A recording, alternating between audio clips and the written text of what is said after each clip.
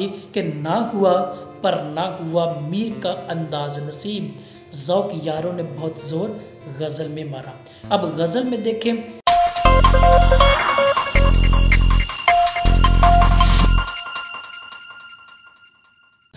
मोअज़्ज़ज़ नाज़रीन सामईन, तलबा और तालिबात, उम्मीद करता हूँ कि आप सब खैरियत से होंगे। हमेशा आपके लिए मैं दुआ गो कि रब्बे कायनात की पाकज़ात आपको आपकी ज़िंदगी में अदब और इसका सरमाया समझने का वो मौका भी अता करें, इसकी क़ुव्वत और ताकत अता करें।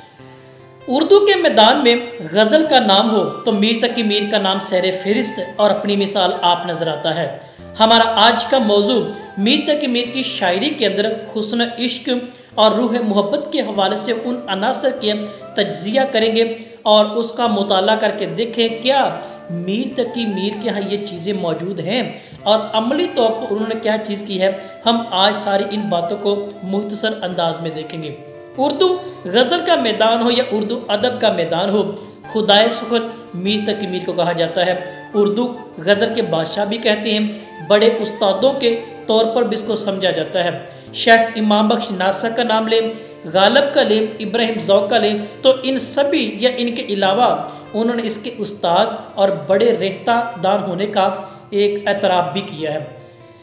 मीर तकी मीर की बात करें तो उनके वालिद ने उनको एक नसीहत की थी और उन्होंने उसको पल्ले बांधा था और उसका तजर्बा का डाला था, वो था इश्क करने के एतबार से है। उन्होंने इश्क किया, इसका तजर्बा किया और आज उनकी शायरी के अंदर हमें वो अक्स बाखूबी तौर पर नज़र आता है जो मीर तकी मीर के उस तजर्बे की अक्कासी और उनके तजर्बा दान होने का एक मुँह बोलता सबूत भी है। उनकी शायरी मसनवी ख्वाबो ख्याल में देखें तो इसके अक्कासी हमें रूह मोहब्बत की और उसके हुस्न की दोनों अंदाज मिलती हैं। तो वो लिखते हैं, जिगर जोरे गर्दों से हूँ हो गया, जिगर जोरे गर्दों से हूँ हो गया, मुझे रुकते रुकते जनू हो गया। नज़र रात को चांद पर गिर पड़ी, नज़र रात को चांद पर गिर पड़ी, तो गोया कि बिजली सी दिल पर पड़ी। अब इसका मुताला करें तो उन्होंने उस तजर्बे को अपने इस मसनवी ख्वाबो ख्याल में बयान किया। अब ख्वाबो ख्याल उस उन्वान की देख लें, टॉपिक को देख लें। ख्वाब और ख्याल इंसान के अंदर वो चीज़ है जो किसी चीज़ को इश्क के एतबार से कर गुजरने का दूसरा नाम या रास्ता दिखाने का भी नाम आप दे सकते हैं। इसके हम इश्क की कैफियत तजर्बे की भट्टी में उसको डालने का, उसकी तख्लीकी तवानाई को मंजर आम पर करने का और ज़हनी सच्चाई जो ख्वाब ख्याल फ़िक्र की सूरत में मिलती है उसको वुसअत की गहराई से देखने का मौका मिलता है जो मीर तकी मीर ने किया था।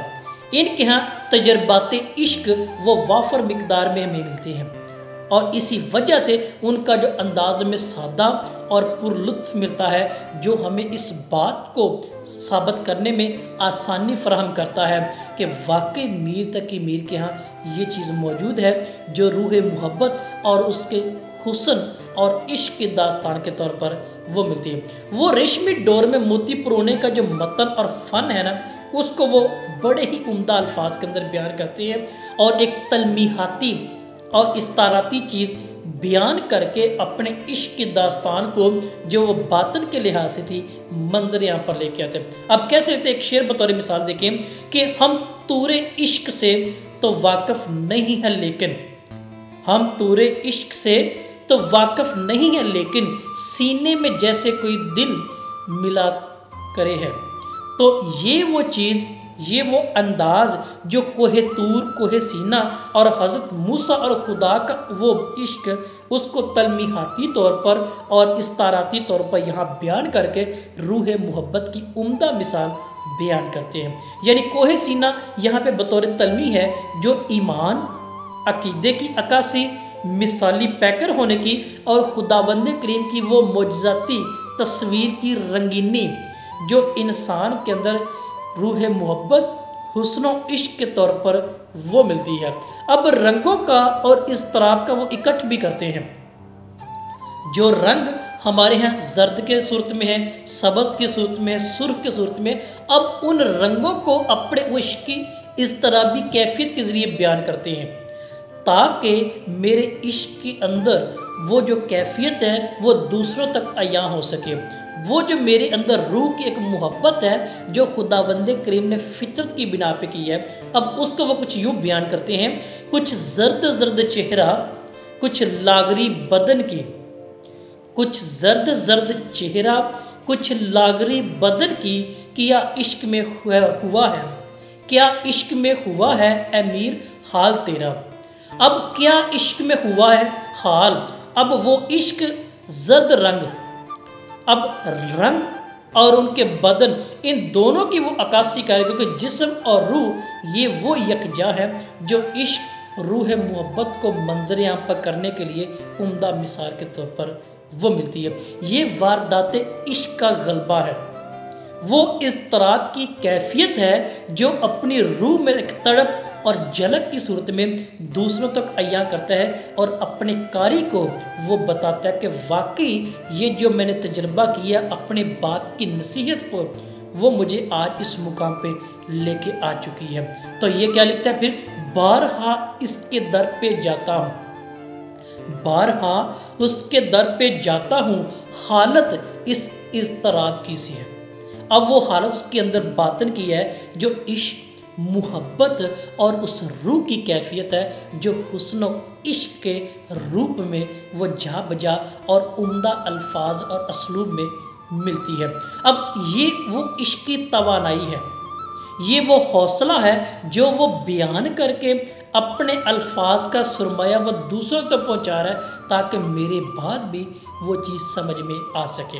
कैसे कहता है, या रब कोई इश्क का बीमार ना होवे, या रब कोई इश्क का बीमार ना होवे, मर जाए वले इसको ये आज़ार ना होवे, यानी वो तकलीफ़ ना होवे जो इश्क मोहब्बत की सूरत में है। तो लिहाजा इश्क उसकी रूह की ग़िज़ा, रूह मोहब्बत की दास्तान, उसके इश्क का हुस्न जो मीर तक मीर अपने ईमान अकीदे मिसाली पैकर और उस मौजज़ाती कैफियत को बयान करता है जो उसने अपने बाप की नसीहत पर अमल करके किया और उसमें वो कामयाब हुआ था। तो यही बात थी कि ना हुआ पर ना हुआ मीर का अंदाज नसीब, ज़ौक़ यारों ने बहुत ज़ोर गज़ल में मारा। अब गज़ल में देखें, मसनवी में देखें या किसी भी रूप में देखें, उसकी इश्क की दास्तान, रूह मोहब्बत की कारवान और हमें उसके ज़ौक़ का सफ़रे हम हर सूरत और उम्दा अल्फाज के तौर पर मिलता है। तो ये था हमारा आज का मौजू, मीर तक मीर की शायरी में रूह मोहब्बत या उसके हुस्न इश्क की दास्तान थी जो आज का हमारा मौजू के तौर पर भी था। आपकी कोई राय हो, आपका कुछ सवाल तो ज़रूर कीजिएगा। आप सबका बहुत शुक्रिया।